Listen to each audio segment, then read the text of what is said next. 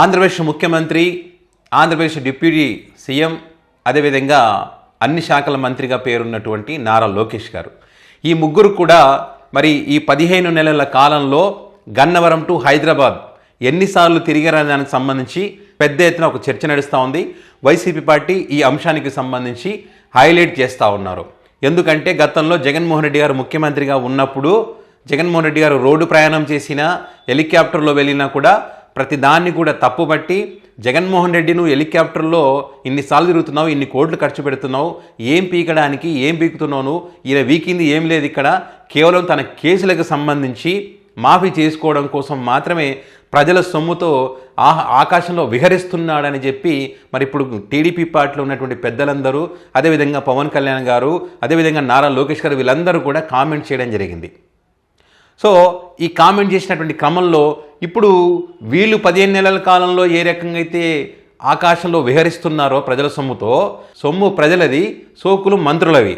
So ఈ సొమ్ము ఖర్చు అవుతున్నటువంటి క్రమంలో ప్రజలు ఏమంటున్నారు, అయ్యా మీరు ఆ రోజు జగన్మోహన్ రెడ్డిని వేలెత్తి చూపించారు, మరి ఆ టైంలో మిగతా వేలు మీ వైపు కూడా చూపిస్తున్న సంగతి కూడా మర్చిపోయారు, మరి జగన్మోహన్ రెడ్డి ఏం పీకాడు అన్నారు కదా, మరి 15 నెలల కాలంలో మా సొమ్ము ఇంత ఖర్చు పెట్టి మీరేం పీకుతున్నారు, ఎందుకు తిరుగుతున్నారు హైదరాబాద్కి, అమరావతిలో కూర్చొని పాలన చేయాలి కదా, హైదరాబాద్లో ఏముందని చెప్పి ప్రజలు క్వశ్చన్ చేస్తూ ఉన్నారు.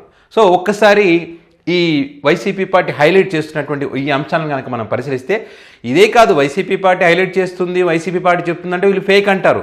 వాళ్ళు ఇచ్చినటువంటి జీవో ప్రకారం కూడా మనం చూసుకోవచ్చు, దాంతో కంపేర్ చేసుకున్నా కూడా ఎంత ఖర్చు అవుతుంది మనకి ఈజీగా అర్థమవుతుంది. ఒకసారి ఇక్కడ పవన్ కళ్యాణ్ గారు 120 సార్లు తిరిగారంట గన్నవరం టు హైదరాబాద్. ఎందుకు తిరిగారయ్యా అంటే తన సినిమా షూటింగ్ల కోసం, తన పర్సనల్ అవసరాల కోసం మాత్రమే తిరిగారు. ఎందుకంటే హైదరాబాద్లో ఏముంది, ఏపీ ప్రజలకు సంబంధించి ఏమైనా ఉంటుంది హైదరాబాద్లో? పాలన చేయాలంటే ఇక్కడ ఏపీలోని పాలన కదా చేయాలి, హైదరాబాద్లో కాదు కదా. సో ఈ రకంగా ఆయన తిరిగిన దానికి 27 కోట్ల రూపాయలు ఖర్చు అయిందంట, మెయింటెనెన్స్ కానీ, ఫ్యూల్కి కానీ, దానికి సంబంధించి కానీ. మీకు డిసెంబర్లో ఆ నెలలో అనుకుంటే తన ఫ్యామిలీతో, తన కొడుకుతో ప్రత్యేక ఫ్లైట్లో వచ్చి దిగినటువంటి దానికి సంబంధించి కూడా పెద్ద ఎత్తున చర్చ జరిగింది, పెద్ద ఎత్తున విమర్శలు వచ్చినాయి.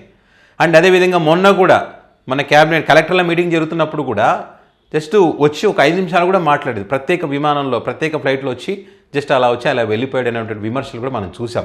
సో దీని ప్రకారం చూస్తే 15 నెలల కాలంలో అంటే 450 రోజులైంది. మనం యావరేజ్ కనుక అంటే రోజు ఏం తిరగరు కానీ యావరేజ్ కనుక లెక్కేస్తే రోజుకు 6 లక్షల రూపాయలు ఖర్చు అవుతుంది ప్రజల సొమ్ము. అంటే వాళ్ళ సొంత ఖర్చులతో ఏం పోవట్లేదు కదా వాళ్ళు. సో అదేవిధంగా లోకేష్ గారికి సంబంధించి మరి 77 సార్లు గన్నవరం టు హైదరాబాద్. సో ఈ 77 సార్లలో తిరగడానికి 17 కోట్ల రూపాయల ఖర్చు అయిందంటే రోజుకి 3,80,000 రూపాయలు ఖర్చు ప్రజల సొమ్ము. మరి ఎందుకు తిరిగారా అక్కడికంటే తన వ్యాపారాలకు సంబంధించి, తన కుటుంబ అవసరాలకు సంబంధించి మాత్రమే అక్కడ పోయారు, ప్రజలకు సంబంధించి ఏం కాదు. ఎందుకంటే తన శాఖలు తను ఎంత రాష్ట్రం, ఏపీలో కదా ఉండాల్సింది, అక్కడ కాదు కదా, అక్కడ లేవు కదా తెలంగాణలో. సో అది పరిస్థితి. అండ్ చంద్రబాబు నాయుడు గారు 70 సార్లు తిరిగారంట. 70 సార్లు అంటే 20 కోట్ల రూపాయలు ఖర్చు అయింది. అంటే రోజుకు దగ్గర 5 లక్షల రూపాయలు ఖర్చు. సో ముఖ్యమంత్రి గారు పాలన చేసింది ఎక్కడి నుంచి? ఆంధ్రప్రదేశ్ నుంచి. మరి వారంలో 3 రోజులు ఎక్కడ హైదరాబాద్లోనే ఉంటే మరి ఇక్కడ పాలన సంగతి ఏంటి? మరి మన గతంలో మాట్లాడినటువంటి మాటల సంగతి ఏంటి? ఇవన్నీ చర్చకు వస్తాయి కదా, రెండింటికి సంబంధించి ప్రజలు మాట్లాడతారు కదా. మీకేంటి సార్ మేము ఓట్లేసి గెలిపించింది ఇక్కడ ఉండి పాలన చేయమని, అక్కడ ఉండి పాలన చేయమని కాదని చెప్పి ప్రజల కోసం చేస్తూ ఉన్నారు. ఎట్లాగో కరోనా టైంలో మీరు ఇక్కడ లేరు, మీ ఇంట్లో మీరు హాయిగా ప్రశాంతంగా కూర్చున్నారు. ఇప్పుడు ఎవరైతే మొత్తం ఈ ప్రజల సొమ్ముతో తిరుగుతూ ఉన్నారు వాళ్ళంతా అప్పుడు హైదరాబాద్లో ఉన్నారు. కనీసం ఇప్పుడు మీకు అధికారం ఇచ్చిన ఇప్పుడన్నా ఇక్కడ ఏపీలోని పాలన చేయండి అని చెప్పి ప్రజలు కోరుకుంటున్నారు. ఇవన్నీ పక్కన పెడితే కనుక వాళ్ళు ఇక్కడ ఒక జీవో ఇవ్వడం జరిగింది. ఈ 25-26కి సంబంధించి 3 నెలల కాలానికి సంబంధించి ఈ ఫ్లైట్ ఖర్చులకు సంబంధించి ఒక జీవోలో ఏముందంటే 19 కోట్ల రూపాయలు 3 నెలలకే 19 కోట్ల రూపాయలు. అంటే వీళ్ళు చెప్పేది జగన్మోహన్ రెడ్డి 5 సంవత్సరాల కాలంలో 70 కోట్లు ఖర్చు పెట్టి ఏం పీకాడు అని అంటున్నారు. వాళ్ళు చాలా సందర్భాలు అన్నారు 70 కోట్లు 5 సంవత్సరాలు పెట్టి అని. వీళ్ళు వచ్చిన 15